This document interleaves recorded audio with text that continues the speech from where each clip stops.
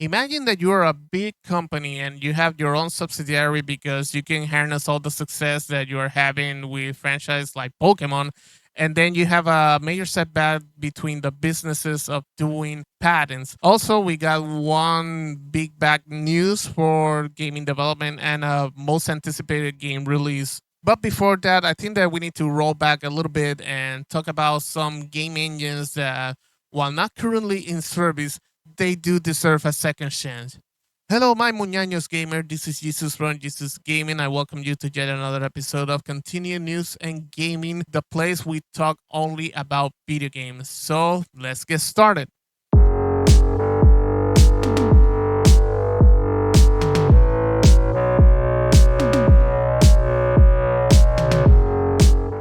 In terms of graphical engines or games engine, we all know the big dogs. Unreal Engine, Unity, they are everywhere. But it wasn't always a two-horse race. Not long ago, the biggest publisher built their own tech in-house from the ground up. These engines had characters, they had quirks, and they produced some of the most iconic games of the last 2 decades. But now they are mostly gone, replaced by the convenience of Unreal Engine 5. Today, we are paying tribute for these 5 engines that deserved a better fate. First off, an engine that defined a generation for Capcom. MT Framework. The MT in MT Framework stand for Multi-Thread, Multi-Target, and Meta Tools. This engine was Capcom's secret weapon built internally to tackle the brand new and very complex hardware of the PlayStation 3 and the Xbox 360. Its history really starts in the mid of 2000s. Capcom needed a versatile next-gen engine that could handle massive scale action, and its first 2 big tests, Dead Rising in 2006 and Lost Planet Extreme Condition in 2007. Think about Dead Rising for a second. The game was defined by this engine. That sheer number of zombies on screen at once was something we had literally never seen before. It was a technical showcase.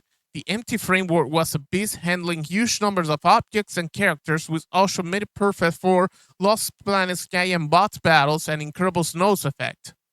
His milestone was just a list of hits.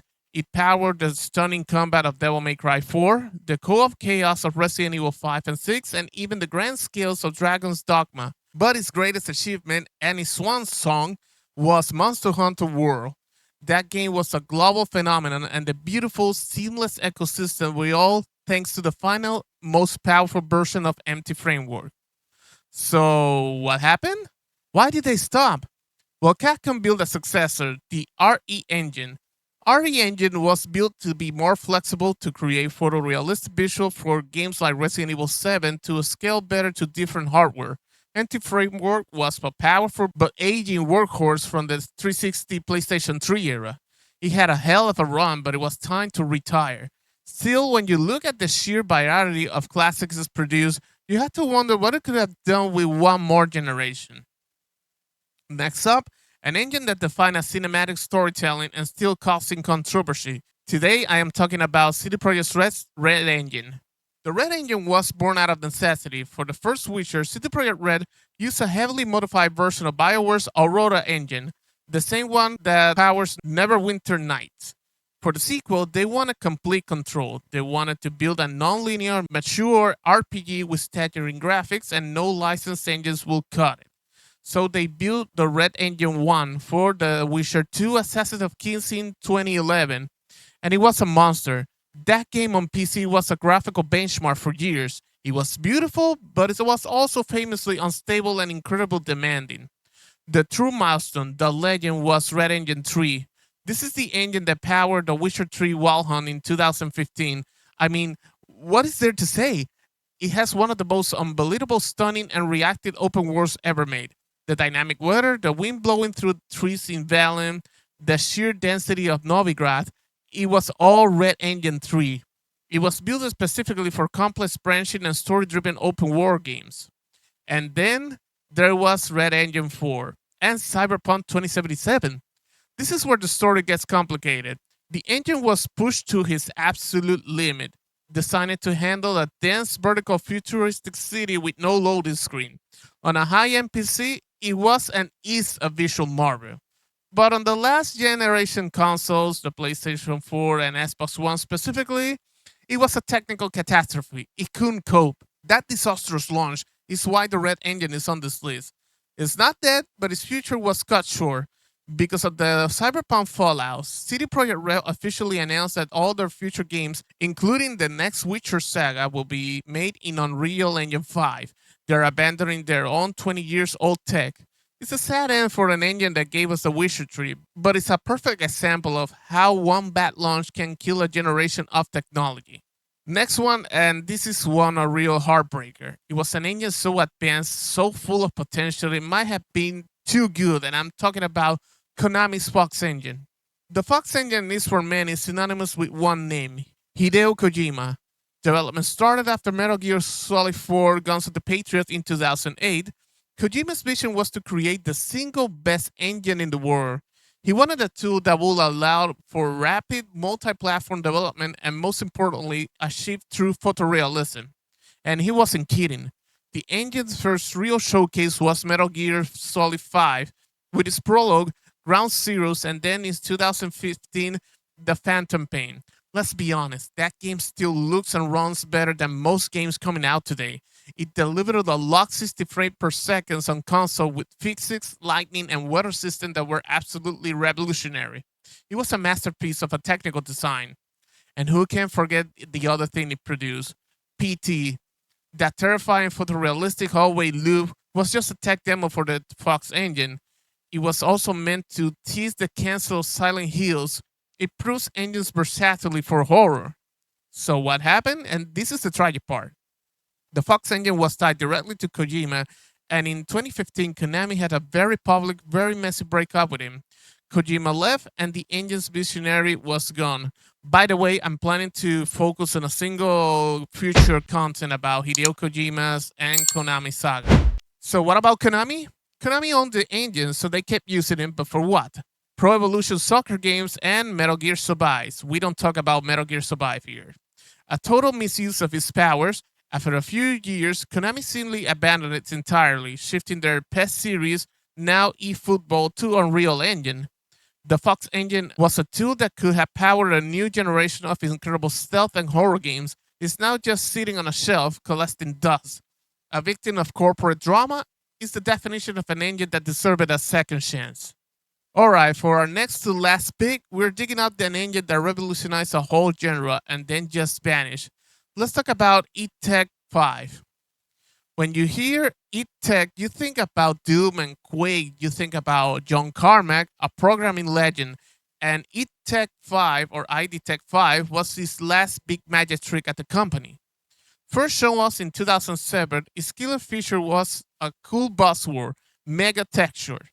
The idea was that artists could create one single massive unique texture for an entire game world. We're talking about 128,000 by 128,000 pixels. The engine will then stream its bit that is needed as you need them. And basically, this means that no repeating texture, no ugly tiling, every surface in the world could be unique.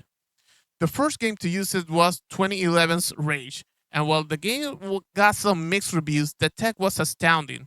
It runs at 50 frames per second on console and had this vast, beautiful, and eerily unique landscape. It really did look like a pre-rendered cinematic, but you were playing it. After Rage, it was used to power the incredible Wolfenstein The New Order and The Old Blood, and Tango Gameworks used a modified version of the first The Evil Within. But here's why it died, and it's for two reasons. First, John Carmack let id Software to go work on the Oculus VR at Meta, the parent company of Facebook. Second, id Software has been bought by Cinemax. Cinemax made the call, this revolutionary engine will not be licensed out to other studios, it will be kept in-house for Cinemax's own studios only. This decision stunts its growth, and it never got a widespread adoption of, say, Unreal Engine 3. And without its original creator, id Software moved on, building iTech 6 for Doom 2016, which prioritized fast-paced 60 frames per second action over the mega texture concept. iTech 5 was this brilliant, weird, artistic focused engine that got locked up in a box and was eventually replaced by its more aggressive younger brother. And from our final engine, one that powers one of the most iconic comebacks in gaming history, and I'm talking about Crystal Dynamics' Foundation engine. Back in the late 2000s, Crystal Dynamics had a problem. They were in charge of Tomb Raider, but the series has grown stale. For the 2013 reboot, they needed a new Lara, a new tone, and a new tech. They'll build the Foundation engine. Its job was to deliver a gritty, cinematic, and emotional experience, and they did nail it. The 2013 Tomb Raider reboot was a visual stunner, but the engine's real claim to fame was its character rendering. It was one of the first engines to implement AMD Tres FX hair technology. Lara's hair was in a steel helmet. Every strand moved individually. It sounds small, but it was a massive step of character realism. The engine was upgraded for 2015's Rise of the Tomb Raider, which is still one of the best looking games of the last generation. The snow deformation, the lightning, the intricate tombs, it was a powerhouse. It was also used by Eidos Montreal for Shadows of the Tomb Raider to complete the trilogy. So, where did it go? Well, this is a story for our modern industry. The studio Crystal Dynamics was sold by his parent company at the time, Square Enix, to Embracer Group, and in 2022, Crystal Dynamics announced their next Tomb Raider game will be built on Unreal Engine 5. Just like that, the Foundation engine, which has so successfully rebooted an icon, was thought aside. It's not that it was bad, it's just that it's cheaper, faster, and easier to hire for Unreal. The Foundation engine is a casualty of efficiency, and it gave us a new generation of Lara Croft, and for that, it deserved more than just to be a footnote. And there goes our list: Empty Framework, Red Engine, Fox Engine, iTech 5, and the Foundation engine. Ghosts of the machines that remind us that the best tech doesn't always win. There has been a lot of story that has been making wave and raising some eyebrows in the land of Kyoto and beyond. We're talking about Nintendo and the Pokémon Company, two giants in the industry, and a rather significant patent backfire that has been unfolding in both Japan and the United States. Now, for those who might not be familiar with the intricate world of intellectual property, patents are essentially legal rights granted for an invention, allowing the inventor to exclude others from making, using, or selling their invention for a period of time. They are crucial for protecting innovations, and companies like Nintendo and the Nintendo Company rely heavily on them to safeguard their unique creations and game mechanics. The story here began several years ago as both companies, known for their relentless pursuit of new gameplay experience and technological advances, filed a series of patents related to various aspects of their upcoming titles and existing intellectual properties. Think about some of the unique features in recent Pokemon games, or perhaps some of the most innovative hardware designs Nintendo has explored. These patents cover the broad spectrum from specific battle mechanics in Pokemon to certain active elements or even software algorithms designed to enhance player experience. However, the legal landscape of patents is incredibly complex and constantly evolving. What might seem like a novel invention at first glance can sometimes be challenged to the grounds for prior art, meaning similar ideas or inventions already exist and were publicly discussed before the patent application was filed. Or it could be a challenge on grounds of obviousness, essentially that the invention would have been too obvious to someone's skills in the relevant field at the time it was made. And that's precisely where things started to go sideways. In recent months, patent examiners, both within the Japan Patent Office and the United States Patents and Trademark Office, began to raise significant concerns about the numbers of these filings. Sources close to the proceedings who wish to remain anonymous suggested that several of the patents submitted by Nintendo and the Pokémon Company were deemed to either too broad on their claims, infringing upon existing public domain knowledge, or simply not innovative enough to warrant patent protection. One particular area of contention that many outlets are hearing involves certain augmented reality functionalities that were proposed for future Pokemon titles. While the Pokemon Company has been at the forefront of AR gaming or augmented reality gaming with hits like Pokemon Go, co-developed by Niantic, some of the most recent patents applications for advanced AR's integration were reportedly found to overlap with technologies already present in other applications or even open source projects. This isn't to say their ideas weren't created, but rather that the specific implementation outlined in the patents might have trodden on the ground already covered. The backfires intensifies as these rejections or objections started to pile up. For companies like Nintendo, which has a long history of fiercely protecting its intellectual properties, just look at their first stance of fan games or emulation. This is a significant blow. Not only it means that they invested considerable resources in filing these patents, they are now proving difficult to secure, but it also opens the door for competitors to potentially develop similar features without fears or immediate legal repercussions from these specific filings. The implications are far reaching. For Nintendo, it could be a reassessment of their patent strategy, potentially leading to a more targeted and narrowly defined applications in the future. For the Pokémon Company, it might influence the direction of future game development, pushing them to innovate in areas where their intellectual property claims are more robust and defendable. It also highlights a broader trend in the tech and gaming industry, where the pace of innovation is so rapid that what is groundbreaking one day can be commonplace the next, making patents protection an even more challenging endeavor. We're still waiting for official statement from both Nintendo and the Pokemon Company regarding the full extent of these patent projections and their potential impacts. Some say that this actually might help Pokepair on the lawsuit that the Pokemon Company filed last year, where Power was violating some of these patents. But make no mistake, this is a developing story that will undoubtedly have ripple effects on how these titans approach innovation and intellectual property going forward. We will keeping a very close eyes on this. What's the future for Pokemon games? All the legal options that Pocket Pair might explore to protect Palworld from Nintendo and the Pokemon Company's lawsuit.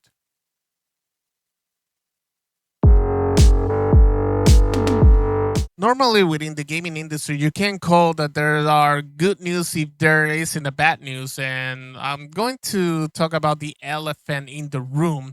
The game that practically broke the internet with its initial trailer and a title that has steeped in anticipation for what it feels like an eternity. Yes, we're talking about Grand Theft Auto 6, and unfortunately, we had to deliver some news. And if you've been living under the rock or haven't found out yet, well, perhaps not entirely unexpected given Rockstar Games' history is still incredibly disappointing. We got just another delay. The latest official from Take-Two Interactive's Rockstar Games parent company confirmed that Grand Theft Auto 6 release has been pushed back. It will now be released on November 19, 2026. The third time the game has been delayed. Some kept the false hope that maybe Rockstar Game could have met his initial early or spring 2026 deadline.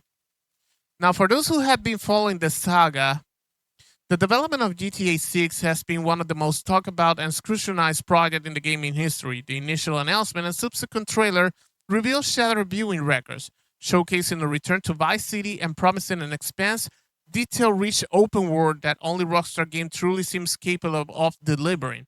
The trailer alone set an unexpected level of hype, with fans dissecting every frame, every character, and every hint of what's to come. The backstory to this delay isn't entirely new for Rockstar Games. This is a studio renowned for its meticulous attention to details, its uncompromising vision, and its willingness to take as much time as necessary to deliver a product that meets its incredible high standard. Think back to the development cycles of Grand Theft Auto 5 and Red Dead Redemption 2, but were subject to significant delays but ultimately launched as a critical acclaim, commercial juggernauts, and set the new benchmark for open world gaming. Rockstar's philosophy has always been it's done when it's done, and they rarely rush a title out of the door. However, maintaining some neutrality here within was the perspective of the gaming industry versus the fandom perspective. The circumstances surrounding GTA 6 development has been particularly challenging. Beyond the sheer scale of ambition of the game itself, the development team has also had to contend with the aftermath of the massive data leak that occurred in September 2022. This leak saw early development footage and source codes for GTA 6 widely disseminated online, causing significant disruption and security concerns for the studio. While Rockstar Games assured fans that the leak will not impact development in long term, it undoubtedly created a need for increased internal security measures and potentially review of a certain development process. Furthermore, reports from insider source again, choosing to remain anonymous, suggested that the scope of Grand Theft Auto 6 is even more ambitious than it was initially anticipated, which might have justified Rockstar Game singing out the we need to delay the game because we have found opportunities to optimize the game's experience. The game is reportedly pushing boundaries not just in terms of the world size and the graphical fidelity, but also in terms of dynamics NPC interactions, evolving world events, and a highly complex narrative structure that intertwines multiple protagonists. Achieving this level of details and polish, especially across such a vast open world, is an immense undertaking requiring an extraordinary amount of quality assurance, bug fixing, and optimization. Another factor often cited is the transition of the new console generation and the ongoing evolution of game development tools and engines. While the Xbox Series S and X and PlayStation 5 have been now for a while, fully harnessing their power and creating a truly next gen experience requiring pushing technological limits, which inevitably takes time. Rockstar is known for its proprietary Rage engine and interacting all the planned features and visual enhancement into a stable and bug free experience is just a monumental task. The initial target was originally for fall 2025.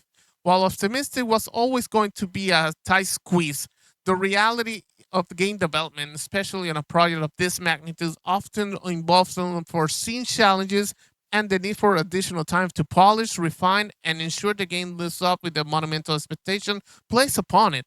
Take-Two recent earning calls have hinted at the immense investment and development effort going to Grand Theft Auto 6, reiterating their commitment to deliver a fully groundbreaking experience. While frustrating for fans, this delay, if history is any indication, is likely a testament of Rockstar Games' dedication to quality. They will rather take the extra time to deliver a masterpiece than rush out a product that doesn't meet their exacting standards. It means we'll have to wait a little bit longer to return to Vice City, but hopefully, when we do, it will be an experience well worth the wait, assuming that Rockstar Games deliver. And with this, we're wrapping up another episode of Continue News and Gaming. Thanks a lot for tuning in. And let me know in the comments what are your thoughts about all this that we have shared in this episode. Specifically, what are your thoughts about the newest delay of Grand Theft Auto 6? And which of the game engines that we talk about in this episode would you like to see a return if you were given the choice to tell the companies or the respective gaming companies to bring back on?